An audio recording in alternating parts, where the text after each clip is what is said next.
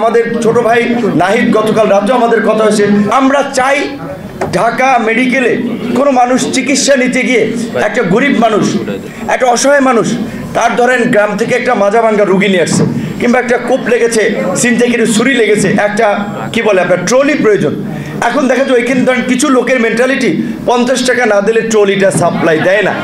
দেখেন কথা যে এই মানুষটা আছে, তার প্রিয় স্বজন, ভাই, বন্ধু, স্বামী কিংবা ওয়াইফ একটা অসুস্থ রুগী নিয়ে আসছে, দ্রুত যদি তাকে ওই সেবাটা না দিয়ে সে যদি 50 টাকার জন্য করে, তাহলে এর চেয়ে অমানবিকতার কি হতে পারে? আমরা এখন রাজনীতি করছি জনগণের অধিকার আদায়ের জন্য, জনগণের পাশে থেকে কথা বলে, জনগণের পক্ষে কাজ করে আগামীতে যখন ইলেকট্রাল সিস্টেম ঠিক হবে, একটা সঠিক নির্বাচন হবে, সেইখানে আমরা নির্বাচিত প্রতিনিধি হতে চাই। তার জন্য তাহলে অবশ্যই আপনাদের জন্য কাজ করতে হবে। আমরা সেই দায়বদ্ধতার জায়গা থেকে আমার সর্বোচ্চটুকু দিয়ে আমি কাজ করব, এবং আমার ধারণা ছিল না যে আপনারা আজকে এখানে অনেকগুলো অধিদপ্তর এবং মিনিস্ট্রির লোকেরা এখানে একত্রিত হয়েছেন। আমরা নেতৃত্ব পর্যায়ের তাদের সাথে আমি বসে কিভাবে নেক্সট স্টেপে আপনাদের যাওয়া যায় সেই বিষয়ে আমি আপনাদের তাদের সাথে থাকবো, এবং আপনাদের দাবি দেওয়া বাস্তবায়ন না হওয়া পর্যন্ত আপনাদের পাশে আছি। আমার একটা বিশেষ ব্যক্তিগত অনুরোধ থাকবে আপনাদের প্রতি। আমরা চাই দেশকে পরিবর্তন করার জন্য আগে সরকারি কর্মকর্তা কর্মচারীদের পরিবর্তন হতে হবে। তার জন্য আমরা আপনাদের সুযোগ সুবিধা পরিপূর্ণ নিশ্চিত করার আমরা দাবি জানাই, এবং আমরা জানাচ্ছি আপনাদের কেউ কমিটমেন্ট দিতে হবে যে সরকারি কোনো অফিস আদালতে 1 পয়সাও দুর্নীতি এবং ঘুষ চলবে না, এবং আপনারাও দুর্নীতি, ঘুষ, অনিয়মের বিরুদ্ধে শক্তভাবে লড়বেন।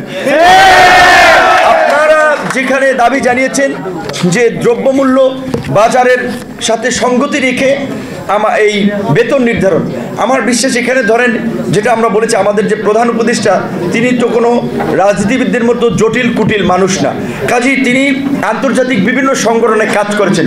তিনি জানেন যে ইন্টারন্যাশনালি শ্রমিক কিংবা যারাই কাজ করে তাদের স্ট্যান্ডার্ডটা, যে তারা কত ঘন্টা পরিশ্রম করবে, কত ঘন্টা পরিশ্রম করলে ওভারটাইমে কি বেতন দিতে হয়, বাংলাদেশের প্রেক্ষাপটে কতটুকু করা উচিত। আমার ধারণা নিশ্চয়ই তিনি একটা ভালো আপনার এই পে স্কেল অন্তত আমাদের দেশকে উপহার দিবেন, যে সরকারি কর্মকর্তা কর্মচারীরা সমাজে যেন মর্যাদার সাথে, বাজারের সাথে সঙ্গতি রেখে তারা বাস করতে পারে, চলতে পারে।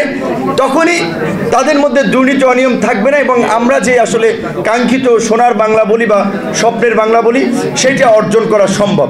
এই বাংলাদেশ বিনির্মাণে সরকারি কর্মকর্তা কর্মচারীদেরকে আসলে বিশেষ করে গুরুত্বপূর্ণ একটা দায়িত্ব নিতে হবে। পাশাপাশি আমি যেটা বলেছি, আমরা তো রাজনীতি করার সুবাদে শুধুমাত্র একটা বিষয় নিয়ে কথা বলি না, আরেকটা বিষয় জানেন কিনা আমি জানি না, আপনারা দেখেন যে সাংবাদিকরা ভালো ভালো প্রধানমন্ত্রীর প্রেস সেক্রেটারি ছিলেন, বিগত প্রধানমন্ত্রী, তার হাউসেও কিন্তু সাংবাদিকরা অনেকে বেতন পেত না।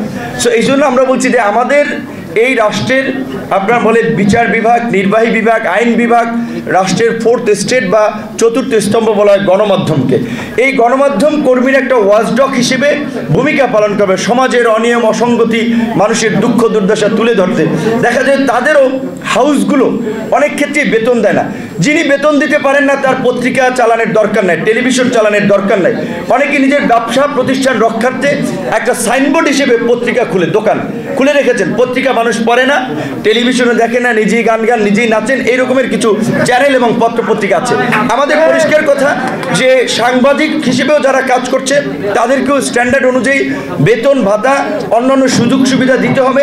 এবং এই আমাদের ছোট ভাই নাহিদ গতকাল রাতেও আমাদের কথা হয়েছে, নিশ্চয়ই এই যে যারা বেতন ভাতা দিচ্ছে না, সাংবাদিকদের সাথেও বৈষম্য করছে, সেই সমস্ত হাউসগুলোকে নোটিশ দিয়ে তাদের কার্যক্রম বন্ধ করে দেওয়াটাই আমি মনে করি উত্তম সিদ্ধান্ত। কারণ আপনি চালাতে পারছেন না, যারা চালাতে পারছে তারা ফাংশন করুক। তো আপনাদেরকে ধন্যবাদ জানাই।